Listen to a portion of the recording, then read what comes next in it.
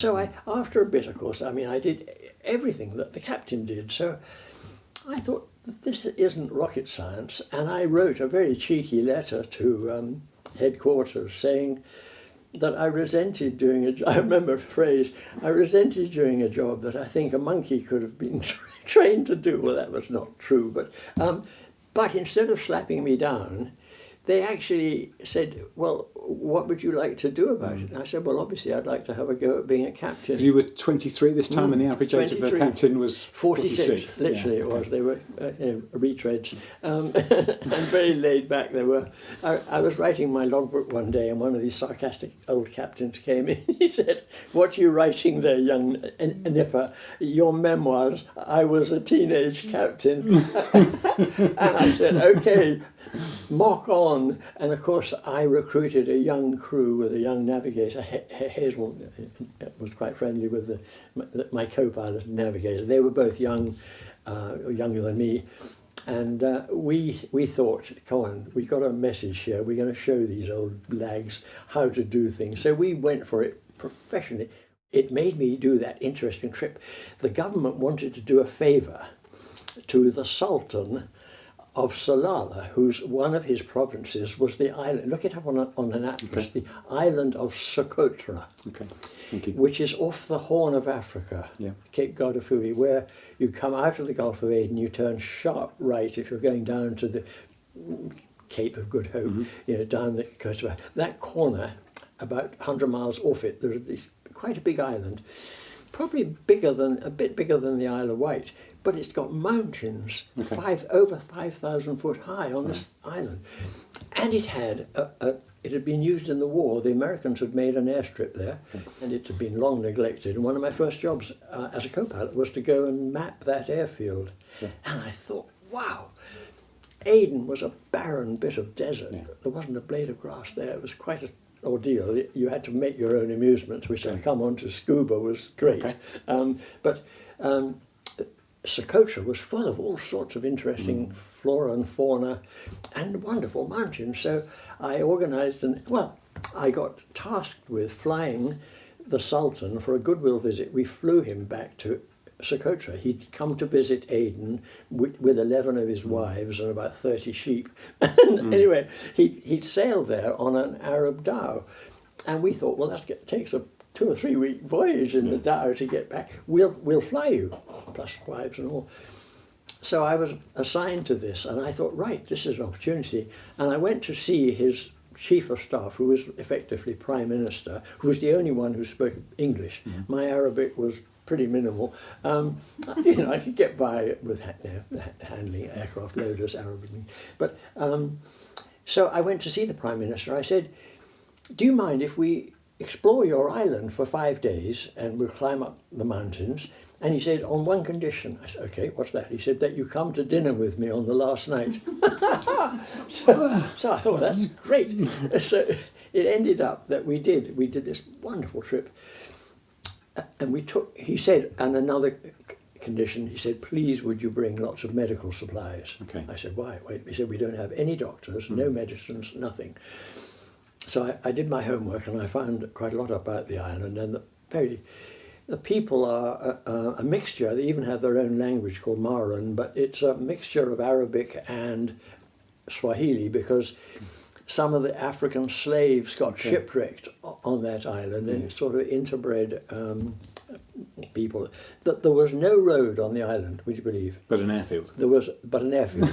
You're quite right. Yes, an airfield. It was just a patch of rolled gravel, really. Okay. But the only diesel engine, I think it was, or a simple engine, was a little generator that used to power a radio set with which they could communicate with what's the capital, Sana'a in the Yemen, and they could order supplies, but allow 3 months for them to arrive, sort of thing. But that was the only combustion engine on the island, so it was very primitive. And I took a big medicine chest. I got my medical officer to give me all sorts of stuff, including anaesthetics even. he gave me a brief course on how This to is how handle you do these it. things. And I loved it because had I not been a pilot, I had done all the right exams to be a doctor. I would have gone to medical school. But anyway, the Air Force was more fun in the short term. And so when we set up camp on this island, we set up a huge pink parachute, a bit like a circus top, and it could be seen for miles. So all the Socotrans sort of sensed that here would be help, and they'd come hobbling along and with ulcers and things, especially on their feet. There's no sanitation and no shoes and flinty, rocky stone. They all suffered cuts on their feet and that went septic, and so that was a common thing. We were bandaging up feet and things.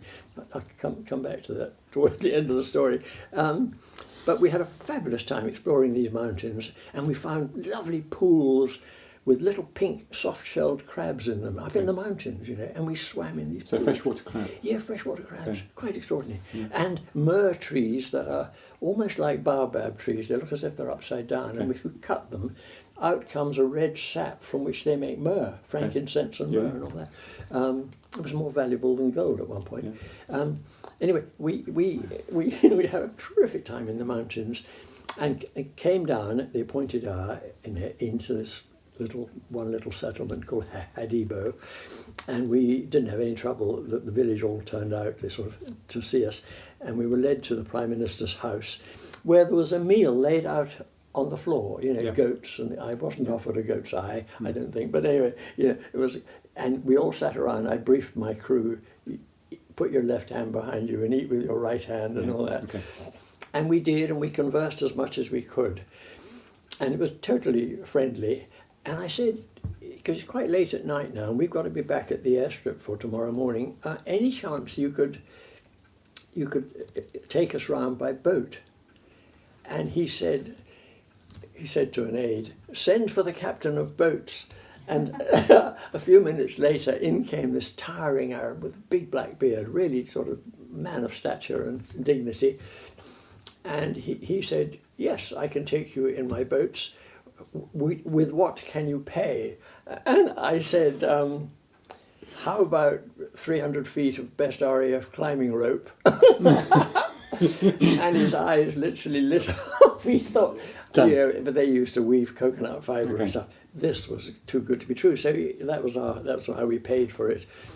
And then he said, "Right, come with me." So crew and I walked down to the beach. It was like one of those idyllic scenes of moonlight, full moon, white sand, palm trees leaning out over the sea, and the waves just lapping, and the boats were drawn up under the palm trees, maybe 20 yards from the water. And I sort of stood aside and thought, well, they'll slide the boats into the water and then we'll hop in and get our feet wet. And they said, "No, you get in the boat." Really? So we climbed into the boat.